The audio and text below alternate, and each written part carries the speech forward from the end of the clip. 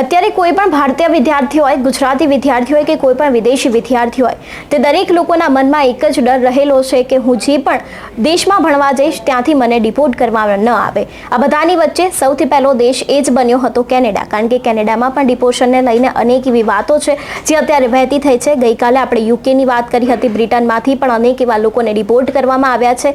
આ બધાની વચ્ચે અમેરિકામાં પણ અત્યારે હાલ ડિપોર્શનને લઈને અનેક એવા અભિયાનો હાથ ધરવામાં આવ્યા છે।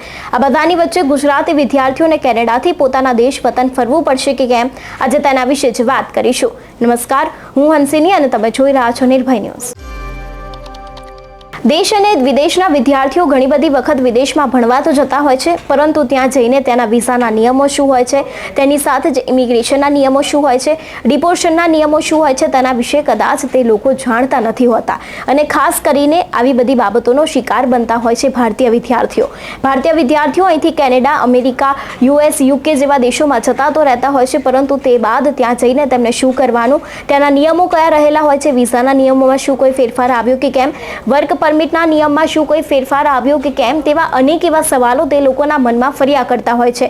આ બધાની વચ્ચે ભારતીય વિદ્યાર્થીઓએ ખાસ એક વાતનું ધ્યાન રાખવાનું છે કે જો તમે વિદેશમાં રહી રહ્યા છો, અત્યારે તમે કોઈ પણ દેશમાં કેમ ના હોવ, તમારે તમારા ડોક્યુમેન્ટ છે તેને ખાસ કરીને ક્લિયર રાખવાની જરૂર છે, કારણ કે અત્યારે હાલ જે વિદેશમાં આ રીતે ડિપોર્શનનું જે માસ પ્રમોશન ચાલી રહ્યું છે તેને જ લઈને અત્યારે હાલ જેટલા પણ ત્યાંના લોકો છે તે લોકો ખાસ એક વાત ચેક કરતા હોય છે કે જે પણ વિદેશી વિદ્યાર્થી છે તેની પાસે પૂરતા ડોક્યુમેન્ટ છે કે કેમ। જો તમારી પાસે એક પણ ડોક્યુમેન્ટ નહીં હોય તો કદાચ તમને પણ પોતાના વતન પાછો આવવાનો વારો છે તે આવી શકે છે। આ બધાની વચ્ચે જો વાત કરવામાં આવે કેનેડાની, તો કેનેડામાં પણ અત્યારે કંઈક એવા જ હાલ છે। કેનેડામાં અનેક એવા ગુજરાતી સહિત ભારતીય વિદ્યાર્થીઓ છે, તે લોકો ત્યાં જોબ કરી રહ્યા છે, પરંતુ આ બધાની વચ્ચે તે લોકો માટે એક ડર સતાવી રહ્યો છે ને એ ડર એક જ છે કે તે લોકોને પણ ડિપોર્ટ થઈને પોતાના વતન પાછું આવવું પડશે કે કેમ। કેનેડાની વાત કરવામાં આવે તો કેનેડામાં અત્યારે વિદ્યાર્થીઓને લઈને જોબ ક્રાઇસિસ ચાલી રહ્યા છે, હાઉસ ક્રાઇસિસ ચાલી રહ્યા છે, એટલે કે એ લોકોને જોબ નથી મળતી, ઘર નથી મળતું, ત્યાં રહેવા અને જમવાના ફાંફા છે। આ બધાની વચ્ચે જો વાત કરવામાં આવે ગુજરાતી વિદ્યાર્થીઓની, તો ગુજરાતી વિદ્યાર્થીઓની પણ હાલત અત્યારે હાલ એટલી જ કફોડી બની છે। ગુજરાતી વિદ્યાર્થીઓને ત્યાં અનેક એવી મુસીબતોનો સામનો કરવો પડી રહ્યો છે। ત્યાં એ લોકોની સુરક્ષાને લઈને સવાલ ઊભા થયા છે, કારણ કે અવારનવાર આપણે જોતા આવ્યા છીએ છેલ્લા ઘણા સમયથી કે જેટલા પણ કેનેડાના હિન્દુ મંદિર હતા તે લોકો ઉપર હુમલો કરવામાં આવ્યો હતો, એટલા માટે પણ કદાચ જેટલા પણ ગુજરાતી વિદ્યાર્થીઓ છે તે લોકો ઉપર સુરક્ષાનો પણ એક સવાલ છે જે ઊભો થયો છે। સુરક્ષાનો સવાલ હતો, વર્ક પરમિટનો સવાલ હતો, વિઝાનો સવાલ હતો અને આ બધાની વચ્ચે હવે એક નવો સવાલ ઉમેરાયો છે, એ છે ડિપોર્શનનો।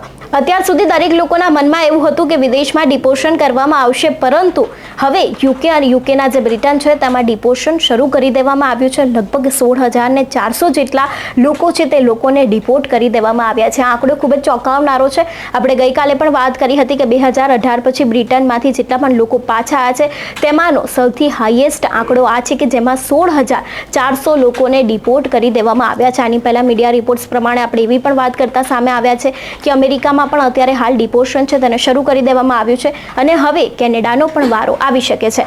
આ બધાની વચ્ચે અત્યારે હાલ ગુજરાતી વિદ્યાર્થીઓની હાલત પણ કેનેડામાં કંઈક આવી જ છે।